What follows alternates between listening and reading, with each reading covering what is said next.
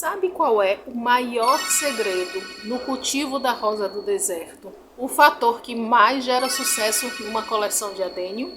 Talvez você nem esteja fazendo porque não sabe a importância que isso tem. Eu diria até que não saber disso que a gente vai falar é o maior problema no cultivo de rosa do deserto. Eu sou Thaís Menolide, engenheira agrônoma, consultora em rosa do deserto. Seja muito bem-vinda, seja muito bem-vindo ao jardim mais lindo desse YouTube. E nesse vídeo vou te revelar esse grande segredo. Já se inscreveu no canal? Bom, a gente tem alguns manejos básicos no cultivo de rosa do deserto. Rega, adubação, o tipo de substrato que a gente adota, a troca dele, que é o replantio, podendo ser ou não, com levantamento do caldex, a poda, etc. Cada um desses manejos tem o seu objetivo. Várias técnicas que melhor vai se adaptar a cada tutor. Muitas coisas podem variar, mas tem duas coisas que é comum a todos eles. As particularidades do tutor daquela coleção, porque nem sempre o que a gente vê na internet ou o que o vizinho, o amiguinho usa, vai servir para você, ou para suas rosas, ou no seu clima, ou se encaixar na sua rotina, para o seu cultivo em geral. E esse já é um segredinho que pode causar um problemão, quando o tutor segue coisas por aí sem adaptar para a sua realidade. Mas ainda maior do que esse, porque na verdade engloba esse, é não saber o que fazer e quando fazer. Porque tão importante quanto como fazer é saber o que fazer e quando fazer e quando não fazer. Por exemplo, uma poda feita tecnicamente errada pode deixar sua planta feia, mas uma poda feita no momento errado pode matar sua rosa do deserto. E saber o quando aplicar cada técnica é um grande segredo que vamos desvendar hoje. Para começar, eu vou te apresentar dois fatores para a gente chegar nesse quando. E depois a gente vai relacionar entre si para chegar no nosso verdadeiro segredo, que é o nosso terceiro fator. E assim a gente vai construir o CEP no nosso cultivo. Bora lá? O primeiro fator, que inclusive está em quase todos os meus vídeos, porque cada cultivo é único e esse fator precisa ser levado muito a sério, que é o clima, o C do CEP. Na sua região, como é a temperatura ao longo do ano? A intensidade do sol e como ele muda ao longo das estações? Em que meses as chuvas se concentram? E como são essas chuvas? A intensidade, a duração? E trazendo ali para o seu microclima, no seu ambiente, como é a ventilação? Quantas horas de sol suas rosas do deserto pegam? Elas ficam assim encostadas na parede? Você tem vasos um em cima do outro? Elas estão no chão? Elas estão embancadas em vaso alto? Tudo isso interfere no seu manejo. Então, além do clima da sua região, a gente não pode ignorar esse microclima do seu ambiente. Porque mesmo numa mesma região, no mesmo clima, numa mesma cidade, o quintal, o jardim ou a varanda de um tutor varia para o outro, não é verdade? Então, o clima da sua região, junto com o microclima do seu ambiente de cultivo, é o primeiro segredinho para a gente resolver esse grande problema de quando realizar os manejos na rosa do deserto. Belezinha? Aproveite para deixar seu joinha, que é uma forma de eu saber que isso aqui está fazendo sentido para você, e também do YouTube entender que pode se entregar para outros amantes da rosa do deserto. E é assim que nosso jardim aqui vai crescendo. Eu te ajudo daqui, você me ajuda daí. E se quiser ajudar mais ainda, compartilhe esse vídeo com aqueles amigos loucos por rosa do deserto e naqueles grupos de WhatsApp que certamente você deve fazer parte. Bora para o nosso segundo segredinho dessa equação CEP. Vimos o C de clima e o E significa o estágio da planta.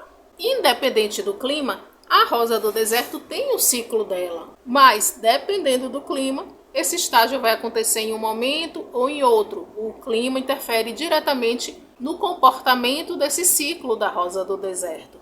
Por exemplo, em regiões ou em épocas muito quentes, a rosa do deserto cresce loucamente. Produz mais flores, seu metabolismo fica a 1000. Já numa região mais fria ou numa época mais fria, o metabolismo vai ficar mais lento. Tudo fica mais devagarinho no desenvolvimento da planta. Quanto mais frio, mais lentinha a rosa do deserto fica, até realmente parar o metabolismo e a rosa entrar em dormência, se o frio for muito intenso. Ela fica ali paradinha, só existindo, esperando aquele frio passar. Um ursinho hibernando. Então sim, o clima interfere diretamente no desenvolvimento da rosa do deserto. E isso vai impactar no seu manejo, no quando fazer cada manejo na sua rosa do deserto. Uma planta que cresce rápido, que se desenvolve muito numa região de calor, muito possivelmente ela vai precisar ser replantada por um vaso maior mais cedo do que aquelas de uma região fria. Mas, apesar dessa interferência do clima, olhando especificamente para a planta, todas elas vão passar por alguns estágios, seja antes ou depois. Então, são esses estágios no desenvolvimento da rosa do deserto, independente do clima, que a gente vai ver agora. Começando pelo começo, a própria germinação, que está bem ligadinha com o estágio de mudinha, aquela fase fofinha das rosinhas bebês. Nesse estágio, elas precisam de bastante umidade, na verdade uma umidade constante e bastante sol. É isso que deixa a RD bebê gorduchinha. Cada estágio tem sua própria necessidade. Então, à medida que eu for falando do estágio, eu vou trazendo aqui o que favorece. Depois a gente vai juntar lá com o clima para formar o nosso CEP. Se você ainda não pegou papel e caneta, ou se tiver na TV, ainda não abriu o bloco de notas no seu celular, a hora é agora. Recapitulando. Rosa do deserto bebê, germinação e mudinhas, bastante água, bastante sol. Rosa do deserto jovem, é aquela que não é mais bebê, mas que ainda não floriu, ainda não entrou na fase reprodutiva.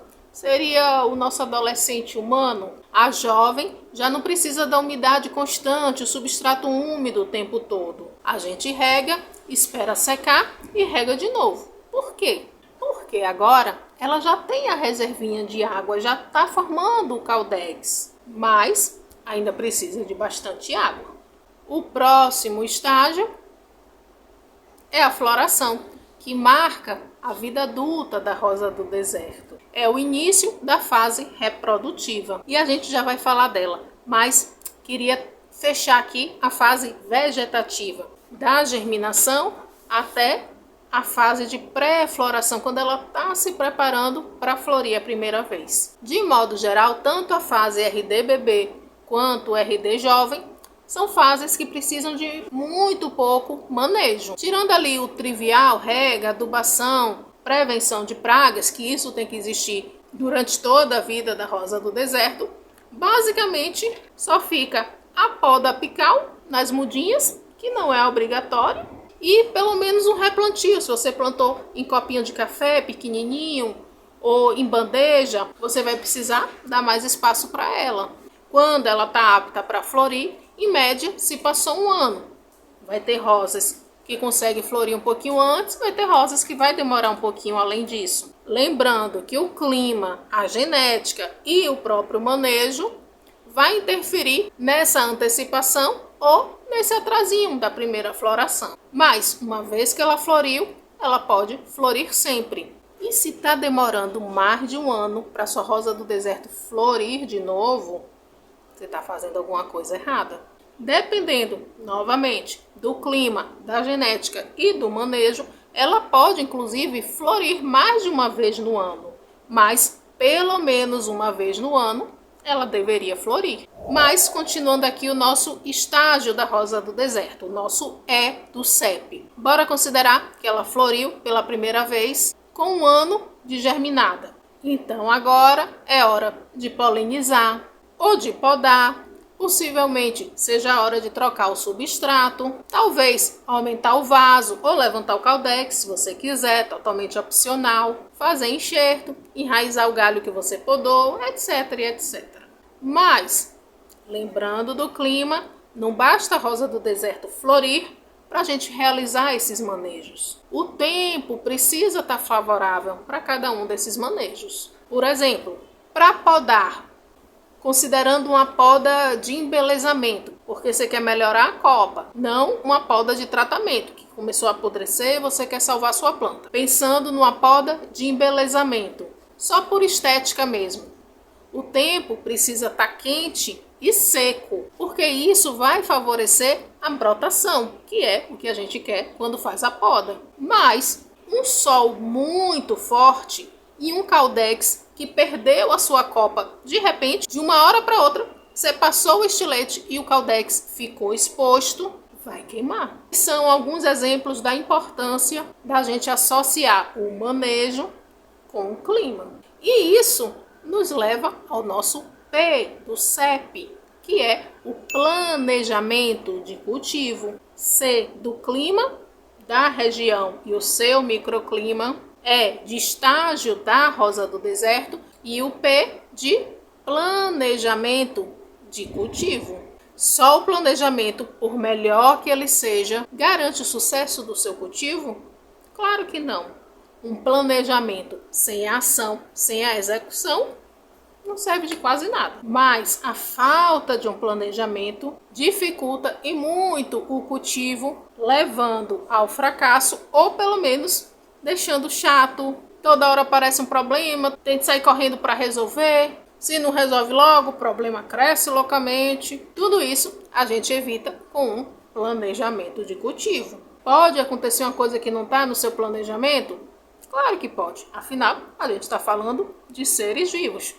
Tanto a rosa do deserto como o tutor. Mas vão ser bem menos e bem mais leves do que quando você não tem planejamento nenhum. Mas agora, bora montar o nosso CEP propriamente dito.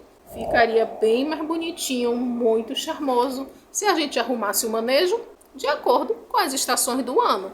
No verão faz isso, no inverno faz assim, na primavera e no outono, tal. Mas, como a gente já entendeu lá no C de clima, tanto da sua região como do seu ambiente, a gente sabe que isso não seria real. Eu aqui, em Juazeiro, semiárido, Caatinga, tenho chuvas no verão. Poucas chuvas, mas elas chegam no calor. Em Salvador, por exemplo, litoral, onde eu comecei a cultivar rosas do deserto, chove praticamente o ano todo. E ainda mais no outono, abril para maio. E essa diferença é uma pequena amostra dentro da própria Bahia.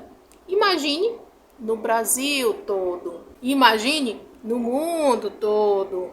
Venezuela, Argentina, Portugal, Moçambique, Estados Unidos, Tailândia, Austrália. Só aí já citei todos os continentes, em países em que nossos vídeos estão sendo assistidos. Inclusive, para as minhas florzinhas, para os meus florzinhos internacionais, botei várias legendas para vocês acompanharem o vídeo. Mas se o seu idioma não apareceu, deixa aqui nos comentários que eu vou ter o maior prazer de incluir. E para quem me assiste aqui mesmo no Brasil, de onde vocês, suas rosas do deserto, são? Bom, diante de toda essa diversidade, seria bem difícil a gente fazer um único planejamento que servisse para todas as condições de colecionador de rosa do deserto, não é?